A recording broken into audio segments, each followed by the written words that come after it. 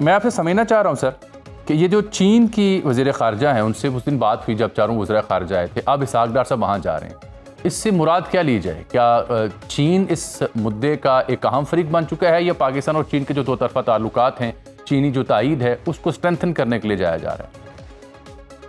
چین پہلے پاکستان کی کوششوں کی تائید کر چکا ہے، تعریف بھی کر چکا ہے، اور پس پردہ وہ پاکستان کے ساتھ رابطے میں ہے۔ چین کی یہ خواہش ہے اور ترجیح ہے کہ یہ جنگ جلد از جلد ختم ہو، کیونکہ چین کو بھی اس جنگ سے براہ راست نقصان ہو رہا ہے، اور ویسے بھی وہ عالمی امن کا علم بردار ہے اور اس طریقے سے ساورنٹی اور ٹیریٹوریل انٹیگریٹی کے اصول کے اوپر کاربند ہے۔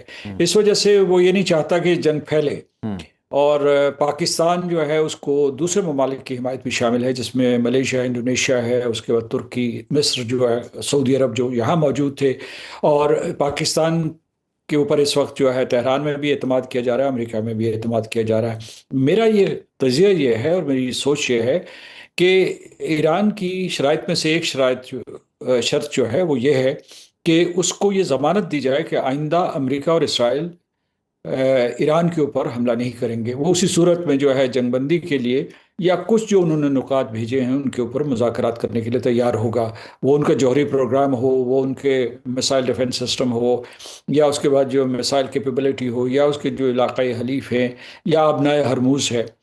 تو اس کے لیے میں سمجھتا ہوں کہ وہ تنہا امریکہ کے اوپر اعتبار کرنے کے لیے تیار نہیں ہے، کیونکہ اس نے اسی سے ملتا جلتا ایک معاہدہ جوہری پروگرام میں 2015 میں کیا تھا، جسے joint comprehensive plan of action کہتے تھے، اور اس کے جو ضامن تھے، شرکاء اور ضامن تھے، وہ خود امریکہ تھا۔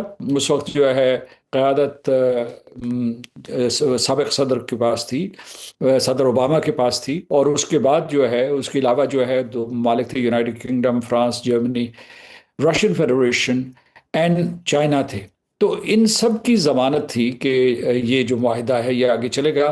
2018 میں صدر ٹرمپ نے جو ہے اس معاہدے کو مسترد کر دیا اور امریکہ اس سے نکل گیا۔ اب یہ چاہ رہا ہوگا، مطلب ہے اس نے پاکستان کو بھی کنوے کیا ہوگا، ایران نے، کہ چین اور روس جو ہے کم از کم ان گارنٹیز میں شامل ہوں کہ آئندہ کوئی حملہ نہیں ہوگا۔ اور پھر یہ وہ بھی دیکھنا چاہیں گے کہ اگر کوئی معاہدہ ہوتا ہے اور وہ NPT کے تحت ہوتا ہے، یعنی نیوکلیئر نان پرولیفریشن ٹریٹی کے تحت ہوتا ہے یا اس کے بغیر ہوتا ہے، اس میں دیکھا جائے کہ ایران اپنے استحقاق کو کس طریقے سے محفوظ کرتا ہے۔ یعنی جو ہے ایک، اگر وہ NPT کا حصہ، آج ویسے آپ نے یہ خبر ضرور پڑھی ہوگی کہ انہوں نے اپنی پارلیمنٹ میں اس قسم کی قانون سازی کا بھی آغاز کر دیا ہے کہ وہ NPT کا حصہ رہے یا نہ رہے جوہری پروگرام کے حوالے سے۔ تو اس لیے وہ چاہے گا کہ یہ ممالک جو ہے ضامن کے طور پر پاکستان کا ساتھ دیں، جو پوری کی پوری جو سفارتی کوشش ہو رہی ہے اس میں ایک جو ہے پاکستان نے ایک علاقائی کنسنسس وہ تو پہلے سے قائم کر لیا ہے، یہ جو 4 ممالک اکٹھے کیے ہیں، لیکن اس سے آگے کیا ہوگا؟ یعنی اگر فرض کیجیے یہ کوئی معاہدہ ہو جاتا ہے اور اس کے بعد جو اس کے اوپر عمل درآمد شروع ہوتا ہے، تو پھر جو ہے یہ کیا ضمانت ہوگی کہ اسرائیل اور امریکہ دوبارہ حملہ نہیں کریں گے ایران کے اوپر؟ مسعود صاحب، میں آپ سے سمجھنا چاہ رہا ہوں کہ ایک طرف دنیا کے تمام کیپٹلز میں ٹرمپ کے خلاف مظاہرے ہو رہے ہیں، دوسری طرف اسپینش گورنمنٹ نے باقاعدہ اعلان کیا کہ جی آپ ہماری ایئر فیسلٹیز یوز نہیں کر سکتے ملیٹریلی۔ پھر کائر سٹارمر نے بھی کہہ دیا کہ ہم اس جنگ کا حصہ نہیں بنیں گے۔ میں ایک اسرائیلی چینل 12 کو دیکھ رہا تھا، وہ کہہ رہے تھے اگر امریکہ فوج بھیجا تو اسرائیل فوج نہیں بھیجے گا۔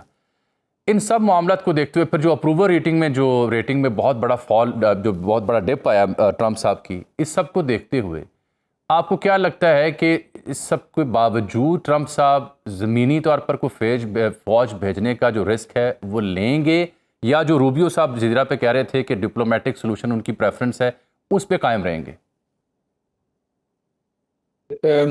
یہ اس وقت تک طے نہیں ہو سکا کہ امریکہ جو ہے جو فوج کشی کر رہا ہے یا فوج کشی کی دھمکیاں دے رہا ہے یا یہ کہہ رہا ہے کہ گراؤنڈ آپریشن شروع کرے گا، یہ دباؤ ڈالنے کے لیے ایران کے اوپر، یا واقعی انہوں نے منصوبہ بندی کر لی ہے؟ کیونکہ وہ صدر ٹرمپ نے ابھی جس آپ ٹویٹ کا یا سوشل میڈیا پہ اپنے پوسٹ کا حوالہ دے رہے تھے، اس میں انہوں نے کہا کہ وہ خارک کے اوپر بھی قبضہ کریں گے، ان کے تیل کے ذخائر جو ہے، تیل کے ویلز جو ہے، کنویں، ان کو بھی تباہ کر دیں گے اور ان کے کرٹیکل انفراسٹرکچر کو بھی تباہ کر دیں گے۔ یہ صرف اسی صورت میں ممکن ہے جب ان کی جو ایکسپیڈیشنری ایمفیبین فورس ہے مرینز کی، وہ کسی جزیرے کے اوپر وہ خاگ ہو یا ابو موسیٰ ہو یا اس کے بعد یہ خلیج فارس کے ایرانی ساحل کے اوپر قبضہ کرے.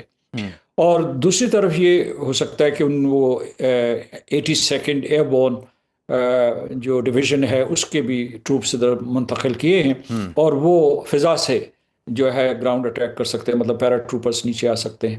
تو اگر تو ان کا یہ منصوبہ ہے تو پھر یہ مذاکرات جو ہیں یہ ایک سموک سکرین ہے، یعنی یہ متوازی چل رہے ہیں، سموک سکرین ہے. اگر ان یہ فیصلہ کر لیا، تہیہ کر لیا، امریکہ بھی یہ آوازیں اٹھ رہی ہیں کہ اگر اسرائیل واقعی گراؤنڈ آپریشن چاہتا ہے تو وہ امریکہ کے ٹروپس کو نہ جھونکے وہاں جنگ میں، خود بھیجے. اور جیسا کہ آپ نے کہا اس نے انکار کر دیا ہے.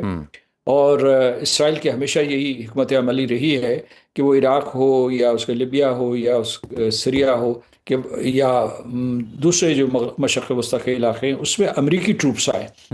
تو یہ لیکن میں آپ کو بتاتا ہوں کہ دو بڑی قوتیں امریکہ میں موجود ہیں علاوہ صدر ٹرمپ کے اور ان کی کابینہ کے. ایک ملٹری انڈسٹریل کمپلیکس ہے اور وہاں جو ہے ان کے لیے جنگ جو بھی ہو، جتنی بڑی جنگ ہو وہ منفعت بخش ہوتی ہے. اور دوسرے جو ہے اسرائیل کا اثر و رسوخ، کیونکہ اسرائیل کا یہ انفلوئنس جو ہے وہ کانگریس میں، ایڈمنسٹریشن میں ہے، دوسرے فیصلہ ساز اداروں پہ بھی ہے اس کا. تو اس وجہ سے یہ ہے کہ صدر ٹرمپ کی ذاتی رائے اس میں اتنی زیادہ اہمیت نہیں رکھتی. صدر ٹرمپ کو یہ کہا جا رہا ہے کہ یہ آپ کے لیے تاریخی موقع ہے. کچھ لوگ ان کو یہ کہہ رہے ہیں کہ دیکھیے کیسے پریزیڈنٹ روزویلٹ بلکہ پریزیڈنٹ ٹرومن نے کیسے جاپان کو جنگ میں ہرایا تھا، اسی تاریخ کو دہرا دیجئے.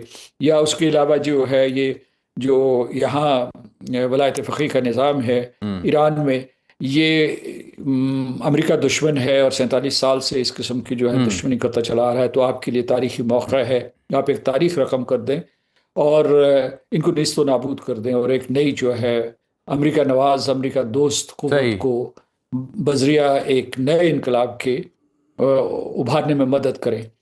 تو یہ وہ ڈائنامکس ہیں. اور ایک چیز میں آپ کو تھوڑا سا اضافہ کرنا چاہتا ہوں کہ جنگ کا دائرہ وسیع ہو گیا. پہلے جو ہے آبنائے ہرموز کے بارے میں جو ہے تشویش رکھتے تھے، لیکن اب جو ہے آبنائے باب المندب جو بحیرہ قلزم اور مطلب ہے گلف آف ایڈن، خلیج عدن کو اور بالکل کنیکٹ کرتا ہے.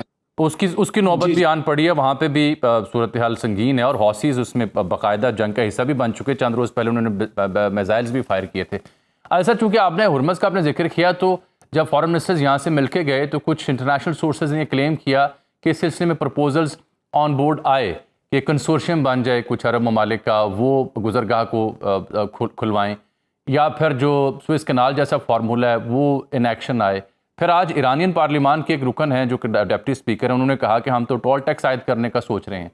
تو آبنائے ہرمز کو کھلوانے کے لیے کوئی عرب ممالک یا دوست ممالک کا کنسورشیم یا سوئس کینال کا آپشن یا یہ ٹیکسیشن، اس میں سے امریکہ اور ایران کس بات کو فالو کریں گے اور پاکستان اور عرب ممالک کے لیے کس آپشن پہ جانا ممکن ہوگا؟ دیکھیے اس میں اکیلے ایران فیصلہ نہیں کر سکتا. وہاں جو لٹرل سٹیٹس ہیں وہ 8 کے قریب ہیں خلیج فارس میں. اس میں یعنی ایک ایران ہے اور اس کے بالکل سامنے جو ہے UAE اور عمان کی ٹیریٹری موجود ہے، یعنی جو بالکل آبنائے ہرموز کی جو تنگ ترین گزرگاہ ہے وہاں یہ 3 ممالک ہیں. لیکن اس کے علاوہ باقی لٹرل سٹیٹس ہیں، وہ مثال کے طور کویت ہے، پھر جو سعودی عرب ہے، بحرین ہے، قطر ہے، ان سب کا حق بنتا ہے. تو یہ جو 8 لٹرل سٹیٹس بنتی ہیں اور یہ جو ہے UN commission on the law of the sea, اس کے تحت جو ہے اور بین الاقوامی قانون اور نظائر کی روشنی میں کوئی فیصلہ کر سکتے ہیں. میرا خیال ہے کہ یہ عجلت میں فیصلہ نہیں ہو سکتا. لیکن ایران نے مطلب اطلاعات کے مطابق پہلے ہی ٹول وصول کرنا شروع کر دیا ہے اور انہوں نے اپنی ساورنٹی یعنی ساورن گورننس جو ہے اس کو اسرٹ کر دیا ہے اس خطے میں. اس کے نظائر موجود ہیں. آپ یہ دیکھیے کہ سوئس میں، پیناما میں اور جتنی بھی آبی گزرگاہیں ہیں ان کے لیے موجود ہے.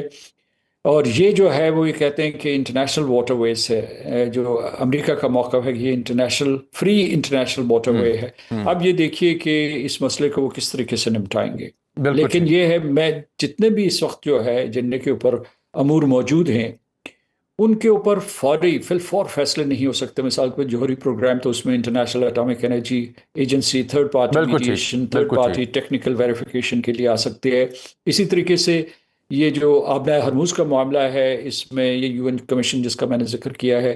پھر یہ ہے کہ جو دو ایک شرائط ہیں وہ تو میرا خیال ہے کہ ایران کے لیے ناقابل قبول ہیں کہ وہ ان کا جو اپنا میسائل کا جو ذخائر تھے وہ بڑی حد تک تباہ و برباد ہو چکے ہیں. یہ ایک ہدف تھا. لیکن ان سے یہ کہنا کہ آپ اپنے جو میسائل کی رینج ہے وہ 2000 سے کم رکھیں، 2000 یا اس سے کم رکھیں، یہ ان کے لیے قابل قبول نہیں. انہوں نے ان کے وزیر خارجہ اور ان کے جو دفتر خارجہ کے ترجمان نے یہ کہا ہے کہ اگر ہمارے پاس یہ نہ ہوتے تو ہم اپنا دفاع ہی نہ کر پاتے. ایگزیکٹلی، یعنی اگر یہ لانگ رینج میسائلس نہ ہوتے، بالکل ہائپر ٹھیک، سونک یا بیلسٹک میسائلس نہ ہوتے. ٹھیک. اور پھر جو ہے ان کے جو علاقائی حلیف ہیں یہ ان کی ایک دفاعی فصیل ہے ایران کی، تو اسے وہ منہدم نہیں کر سکیں گے. لیکن یہ ہے کہ اس میں کیا سمجھوتے ہو سکتے ہیں. دیکھیے کہ ایک اور بڑا مسئلہ یہ ہے کہ امریکہ جنگ بند کر دے، لیکن کیا یہ وہ ضمانت دے گا کہ اس کے ساتھ اسرائیل بھی جنگ بند کر دے گا؟ یا بالکل، that is a very important thing sir.